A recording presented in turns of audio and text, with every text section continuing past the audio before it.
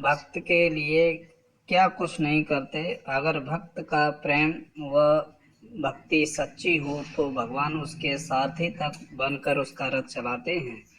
अगर भक्त का भाव सच्चा हो तो भगवान खंबे तक से प्रकट हो जाते हैं। ऐसी ही एक कथा का वर्णन आता है भक्तमाल जी में। जब एक भक्त के लिए माता सीता ने बनाई रसोई। पौराणिक कथाओं के अनुसार एक नगर में एक बहुत ही सरल व्यक्ति रहता था जिसका नाम था श्याम। उसमें वैसे तो सारे गुण थे परंतु एक ही अवगुण था। और वह था कि श्याम खाता बहुत था। उसकी खुराक बहुत थी। वह अकेले ही 10 लोगों का भोजन खाने में सक्षम था। एक बार उसके परिजनों ने उसकी इस आदत से परेशान होकर उसे घर से ही निकाल दिया। उसे कुछ समझ नहीं आया। उसे फिक्र थी तो बस भोजन की। वो बेचारा सीधा साधा व्यक्ति ऐसे ही रास्ते पर चल निकला। चलते चलते उसने देखा कि एक जगह बड़ी ही हष्ट पुष्ट साधु बैठे हुए थे और उनके साथ उनके कुछ शिष्य भी थे और उनकी भी सेहत काफ़ी अच्छी थी। यह देख उसने साधु को प्रणाम किया और उन्हें अपनी स्थिति बताई, जिस पर उन्होंने उसे अपने साथ आश्रम चलने को कहा और जितना चाहे उतना भोजन देने का आश्वासन दिया। इसके बदले काम था केवल हरि नाम का जप। जब एकादशी आई तब अब तो श्याम की जिंदगी में सब बहुत अच्छा हो गया। भरपेट भोजन और हरि भजन।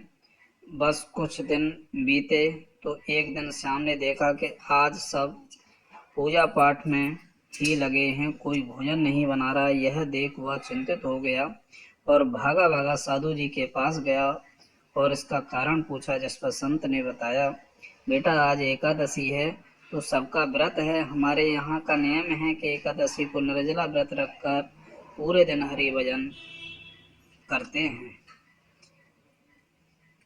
उसने संत से विनती की कि उसके लिए तो व्रत कर भूखा रहना नामुमकिन है, वह तो मर ही जाएगा। तब संत हृदय तो होता ही है कोमल, तो महाराज जी ने उसे एक युक्ति बताई।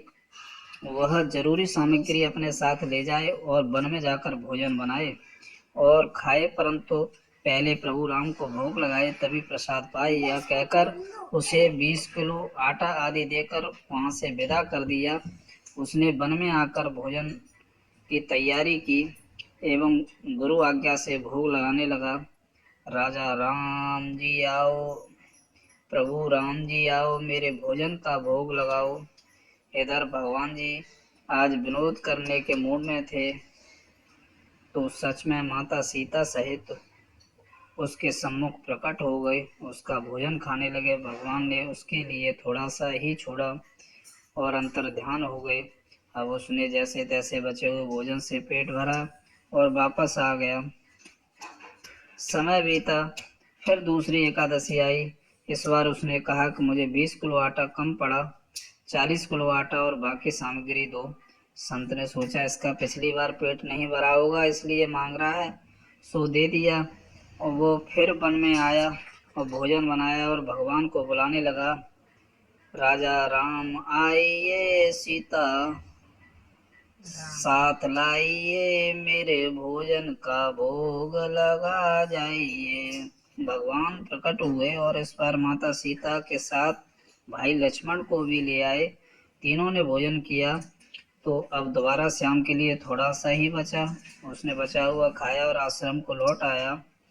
कुछ दिन बाद पुनः एकादशी आई और उसने फिर से राशन मांगा और बोला, गुरुजी आपने केवल राम जी को भोजन कराने को कहा था, वहाँ तो पूरा परिवार आने लगा, आटा कम पड़ता है।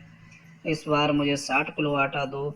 और 60 किलो आटा सुनकर तो संत को भी संशय हुआ कि यह झूठ बोल रहा। भगवान थोड़े ही इतना भोजन करने आते होंगे, यह आटे को बेच देता होगा। यह सोच संत ने उसे आटा तो 60 किलो दे दिया परंतु उसका पीछा करने का निश्चय किया।